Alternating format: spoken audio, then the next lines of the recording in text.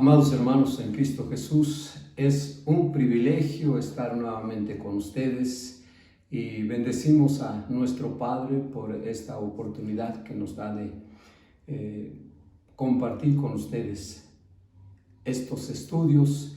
Y vamos a iniciar con una oración. Les voy a suplicar que me acompañen. Padre, bendecimos tu nombre y te damos las gracias porque hoy tú nos prestas la vida, nos das a la salud, nos das fuerzas y nos das la bendición de poder estudiar tu palabra.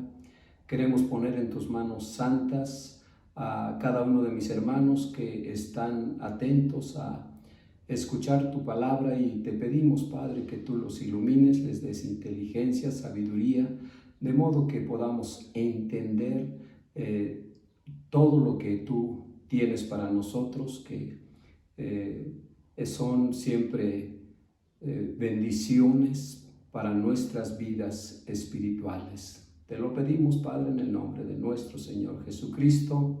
Amén. Pues me da mucho gusto de veras estar con ustedes y quiero recordarles de que vamos a ver hoy la sexta bendición. Y el título de esta bendición es El misterio revelado. Y tenemos los versículos 9 y 10 del capítulo 1 de Efesios.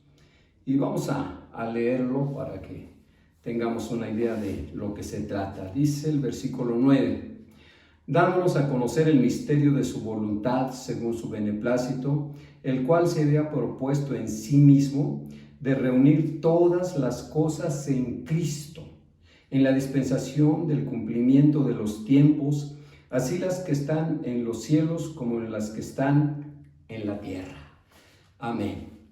Bueno, estos son los dos versículos de los cuales vamos a hacer lo que siempre hacemos, de discernir qué dice cada palabra o cada frase y encontrar el conocimiento de este mensaje que para mí es precioso. Se los aseguro, hermanos, que vamos a tener mucha enseñanza y Dios quiera que podamos explicarla bien. Y vamos a iniciar con el primer párrafo que dice: dándonos a conocer el misterio de su voluntad. Y en esta parte de dándonos a conocer, quiere decir que entonces este misterio ya no es un misterio, porque un misterio es algo que está oculto, algo que está velado, y entonces si ya se da a conocer, pues ya no es un misterio. Algunos traductores de diferentes Biblias le ponen, en lugar de misterio, le ponen secreto. Bueno, creo que es lo mismo, pero sí, ahora ya no es un secreto, si ya se dio a revelar, si ya se le recorrió el velo, y entonces ahora ya vemos esa verdad que estaba oculta. Y quiero decirles que esta verdad estaba oculta de hace miles y miles de años, porque pues así lo decidió nuestro Padre, de tenerla oculta. Y vamos a ver qué es lo que podemos decir un poquito del misterio o del secreto de Dios. Fíjense que tal vez el apóstol Pablo estaba pensando en que pues toda esa región de Asia Menor había varias religiones en donde hablaban mucho de los misterios, incluso les llamaban las religiones misteriosas. En la actualidad también hay esas religiones en donde creen que son verdades ocultas y que no es revelada o no son reveladas a todo mundo, sino que nada más hay ciertos hombres selectos que incluso les llaman los iluminados, y entonces ellos son los que alcanzan a comprender esas verdades, y eso pues solamente lo puede revelar Dios o sus dioses de aquellas personas. Pero repito, para nosotros si está revelado, pues vamos a seguir viendo cuál es ese misterio. Y dice de su voluntad. Y cuando habla de su voluntad, es que eso es lo que quiere el Padre.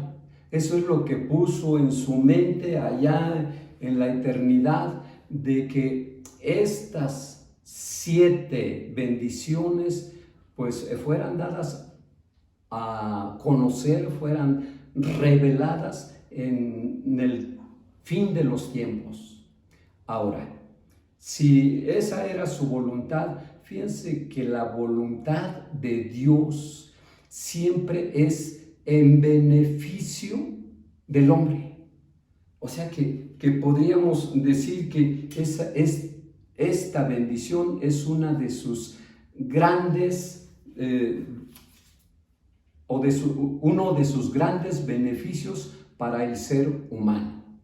Y fíjense que Dios nunca ha estado en contra del ser humano. Dios no ha querido exterminarlo, Dios no quiere hacerlo sufrir. Dios siempre ha buscado el bienestar, siempre ha querido que el hombre viva feliz, que viva contento, que viva gozoso. Y esto es algo que debemos de tener en nuestra mente. Si es una bendición revelada, quiere decir que es para el beneficio de nosotros. Así. Bueno, y en el siguiente párrafo dice, según su beneplácito, o sea, a nuestro Padre, a nuestro Dios, así le plugó, así quiso que fuera, que se diera a conocer, pues ya en los postreros tiempos, estas verdades. Y dice, el cual se había propuesto en sí mismo, o sea, era su propósito de Dios. Ese propósito lo puso en su mente desde antes de que empezara el tiempo. Y hermanos, realmente en este aspecto nosotros podemos contemplar a un Dios amoroso, a un Dios misericordioso, y yo seguiré repitiendo esto. Siempre he entendido y he estado a favor de que ese Dios que nos han predicado, que nos han enseñado, realmente no es cierto. El Dios en el que nos describe la Biblia es un Dios de amor. Así, con esa palabra, un Dios de amor, un Dios de misericordia, un Dios de bondad. Así es que vamos a seguir leyendo. Ahora entramos al versículo 2 y aquí está el punto central, de reunir todas las cosas en Cristo. Ese era el propósito de Dios, ese era su gran secreto, de reunir todas las cosas en Cristo. Y realmente solamente Cristo puede reunir o puede conciliar la situación de los seres humanos, porque siempre ha habido divisiones, siempre ha habido naciones que están peleando unas contra otras, en guerras, en fin, y nadie podría reunir o podría conciliar a las naciones, únicamente el Hijo amado, el Hijo todopoderoso. Y por eso Dios lo mandó a este mundo, para que viniera a reconciliar a los seres humanos. Y podríamos ver desde aquellos tiempos en los temas de nuestro amado hermano Pablo, en donde él señalaba que pues estaban los judíos contra los gentiles, los griegos contra los bárbaros y, en fin, la naturaleza humana contra la naturaleza animal, y era un caos. Entonces el apóstol Pablo está señalando que Cristo es el que viene a reunir todas estas clases, todas estas partes que están fracturadas, y Él las va a unir, a reunir, a conciliar. Y créanlo que va a ser así. Y luego sigue diciendo, estamos en el versículo 10, en la dispensación del cumplimiento de los tiempos. O sea, que Dios tiene sus tiempos. Él fue poniendo datos, o fue poniendo como fechas en las cuales tenía que cumplirse su propósito. Y aquí dice, en la dispensación del cumplimiento de los tiempos. Entonces, ¿cuándo se cumple esto de que Cristo venga a reunir todas las cosas, de las que están en el cielo y de las que están en la tierra? Pues Él inicia su labor, inicia su trabajo desde que llegó a este mundo, desde que se encarnó. Él está ya tratando de unir, de conciliar a los seres humanos.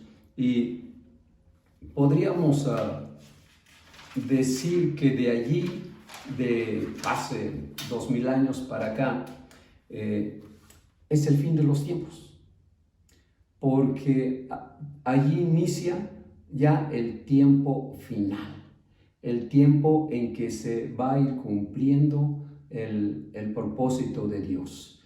Fíjense que el Señor Jesús inicia haciendo la conciliación entre los judíos y los gentiles. Y en un principio pues funcionó muy bien. En la primera iglesia pues había mucha armonía, había mucha comunión, pero fue muy breve el tiempo, tal vez unos 10, 12 años, y de allí empezaron a tener problemas y otra vez vino la división. Ahora, este fue el principio, y viene una etapa final en donde el Señor tiene que ir purificando todo nuestro universo, todo nuestro planeta, de modo que un día tendrá que haber esa armonía de hombres con hombres, de familias con familias, de naciones con naciones, de pueblos con pueblos, en fin. Incluso va a haber ese tiempo en que la naturaleza humana será o estará en concilio con la naturaleza animal. Y luego, ¿qué fue lo que utilizó el Señor Jesús para esa conciliación, para esa unión? Pues vamos a ver en Efesios, aquí mismo en el capítulo 3, en el versículo 3 también, Efesios 3, que dice: que por revelación me fue declarado el misterio como antes lo he escrito brevemente, leyendo lo cual podéis entender cuál sea mi conocimiento en el misterio de Cristo. Misterio que en otras generaciones no se dio a conocer a los hijos de los hombres, como ahora se es revelado a sus santos apóstoles y profetas por el Espíritu, que los gentiles son coherederos y miembros del mismo cuerpo y copartícipes de la promesa en Cristo Jesús por medio del Evangelio. Y esto es lo que viene a unir nuevamente a los seres humanos, el Evangelio. Este es el vínculo de la paz, este es el vínculo de la unidad. Y a veces me pregunto que ¿por qué razón, si la mayoría de nosotros somos cristianos, por qué hay divisiones? ¿Por qué hay pleitos? Bueno, nada más hay dos cosas por las cuales tal vez no hay esa unidad. Una, que seguimos siendo de naturaleza humana, que siempre está en contra de todo, se revela en contra de todo. Esa es una de las razones que pudiera ser, que siempre la naturaleza del hombre está inclinada hacia el pecado. Pero la otra puede ser que no tengamos el conocimiento vasto del Evangelio. Porque cuando una persona conoce a profundidad lo que es el Evangelio, debe de vivir en armonía con sus hermanos.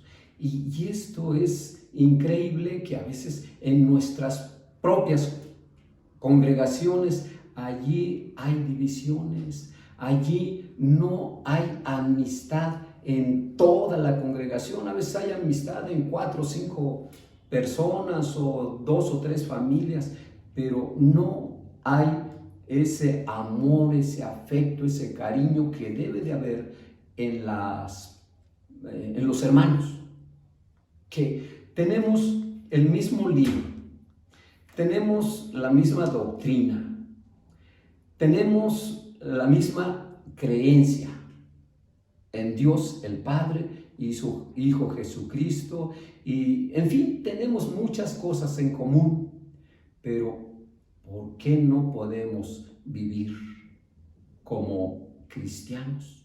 ¿Por qué no podemos vivir como hijos de Dios? Bueno, quizá esta sea una de las razones: no conocer a profundidad el Evangelio. Y hasta aquí nos quedamos, hermanos. Voy a hacer una oración para darle gracias a mi Padre. Espero que todo haya quedado claro. Quiero de una vez adelantarles de que son 7 las bendiciones espirituales que tenemos aquí en el capítulo 1. Y la próxima semana ya será la 7ª y última bendición. Y después vamos a entrar al estudio del Evangelio, pero ahora sí que un estudio a profundidad, un estudio a conciencia de qué es el Evangelio, de modo que el Evangelio tiene que transformarnos, tiene que cambiarnos, tiene que hacernos diferentes. Oramos. Padre, bendecido sea tu nombre. Te damos infinitas gracias porque tú revelas tus secretos a los hombres. Y lo haces porque nos amas, lo haces porque tú quieres que vivamos en paz, que vivamos tranquilos, que vivamos en armonía con todos nuestros hermanos. Y Padre, gracias, porque es como se vive una vida en Cristo. Y Padre, gracias por estos momentos de meditación en tu palabra. Bendice a todos mis hermanos que estarán oyendo y viendo este video. Y Padre, tómalos bajo la sombra de tus alas, guárdalos, protégelos y guíalos. Y dales sabiduría, mi Dios, sabiduría que viene de ti, sabiduría que nos hace entender tus grandes propósitos para el hombre. Y ten piedad de nosotros. Yo te lo suplico en el nombre de tu Hijo amado, nuestro Redentor y Salvador, Cristo Jesús. Amén. Pues mis amados hermanos, muchas gracias. Gracias por seguir pues dándonos ese privilegio de estar con ustedes, dándonos esa alegría de poder compartir las grandes enseñanzas de nuestro hermano Pablo y enseñanzas que Dios le dio para que él compartiera con su iglesia, que él diera a conocer sus secretos, sus misterios, y bendecimos a nuestro Padre y agradecemos a todos ustedes su atención, y que Dios les bendiga, mis amados hermanos. Paz a vosotros.